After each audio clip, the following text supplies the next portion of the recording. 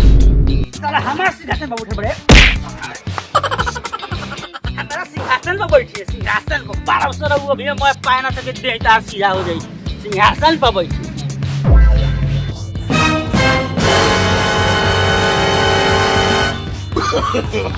नो नो नो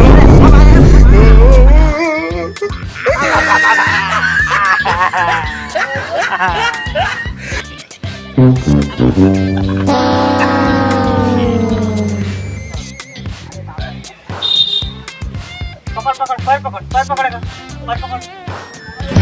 साला तो नहीं हमार ना एक पैर पकड़ अच्छा नो नो नो नो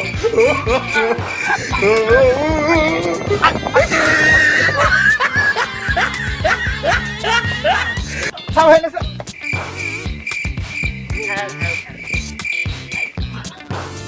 चलो सिंहासन पर सिंहासन पर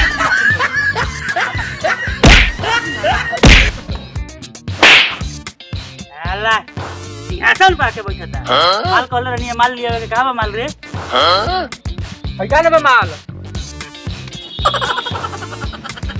तारा भाई मुंह में क्या कर गोजे तेरे रे भाई तेरे लोग के दिना में लगल बड़ा आई ना ऐनक लगल बड़ा ठीक हो मान ले का तो मानी हमरा के मार तो बड़ो संगे में का करबो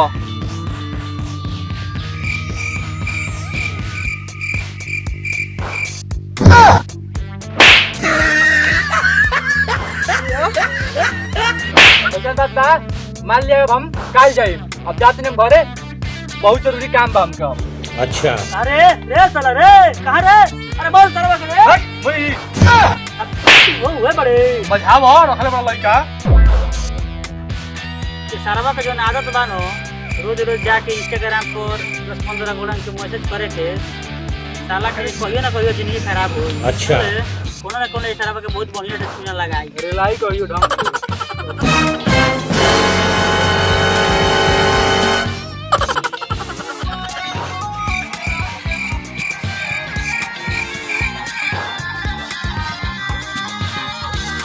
रहा नहीं जाता तड़प ही ऐसी है ना 1280 गुणी के मैसेज कर देले बनी अच्छा अभी तक ले लेकिन एको गोड़ी रिप्लाई ना कइली सोन ठीक है और रोज हमर 1.5 GB डाटा खत्म हो जाता है हमर फैन फॉलोइंग भी साला मैं खत्म हो गिलो सन संगियन के साथे साथे रहत नु लागत कि हमरो शरीर पर असर पड़े लागल बा उ त सारा रणुआ बटले बड़ा सोन लागत कि साला हमरो के रणुआ मुंह के पड़ी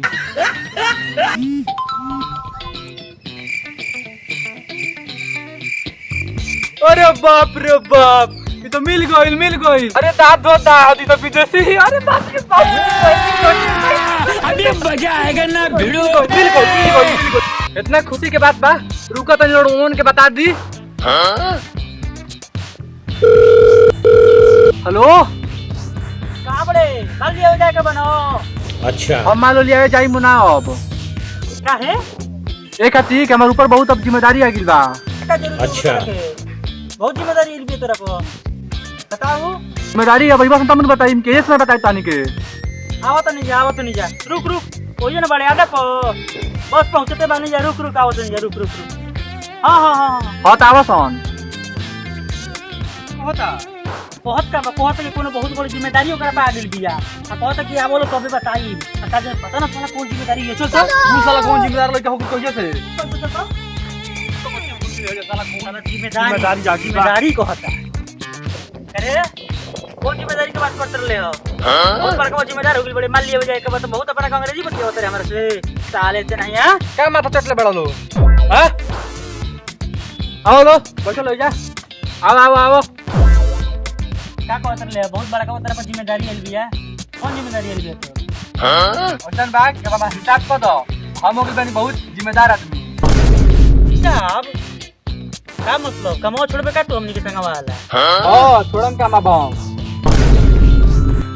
साला जिम्मेदारी बढ़े ले तो सब काम खोजेला तोर कौन जिम्मेदारी ये काम छोड़ के भागत रे? हाँ तहनी के ना बुझाई बाबू, तहनी के बस के बात नहीं के। ये ऐसा जिम्मेदारी हो कि मैं आदमी काम छोड़ के भागेला।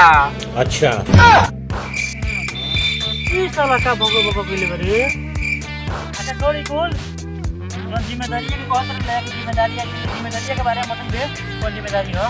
जिम्मेदारी ये हो इंस्टाग्राम पे ऑनलाइन गोटी सेट पहले बनी एगो। सारा बर्बाद लाल लाल के चक्कर में ना बोला जाला। अच्छा खराब होला। ठीक है। सो तरह से पैसा जीतियो सो तरह की जिंदगी खराब कर चल जियो सो। छोड़ दे ई कुल काम। बुझले? समझाओ अरे रहे दो, अब नया मेनू बाटे, कोई दिन बाद खुद था लग जे करा। अभी जे अरे देखल हम- नहीं के कोई चक्कर। अरे हम चाहते कि कि बर्बाद को हमरा के देख के जरा तरसन आय इतना मुश्किल से तो इंस्टाग्राम पे गोटी सेट कर बनी, ओही में तनी काला से छोड़ दी हम। हां तरसन ए मत समझावे करे को छोड़। अगर बुद्धि हो गेल भरत हां और गेल एकर दिमाग में भूसा। हो जा हम पूरा भर के दिमाग में जाइए से। अरे मर्दी खेती बतियावत है यार, चला ये सब भाई साहब करो पहले बता दे जाता साला ही। रे चल चलो जा जा काम बर्बाद हो के नहीं तवा के। जा लो सराउलो देख जरन लोग अपन तो रडुआ बड़लो न, हम मुजड़वा। हां ना सराऊ तू है डबल हो को कॉलर रानी की सख्त लौंडा बन के जेल जई। पहले हम इंस्टाग्राम पर गोटी सेट करे सराऊ बर्बाद हो जीबो, फिर रोत रोत हमनी के होइबो। समझाइले बड़ा तू ई बात हमनी के रोत रोत होइबो, फिर हमनी के पूछबो ना कइल जई। बैठ बगल से ना जैसे चल सराऊ चल। खत्म, bye bye, tata, good, गया। गोटी सेट हो गई, यानी कि माथा फेल हो गई। लोग ठीक है कहेला कि अगर इंसान आगे बढ़ेला तो नीचे से पैर खींचला सन।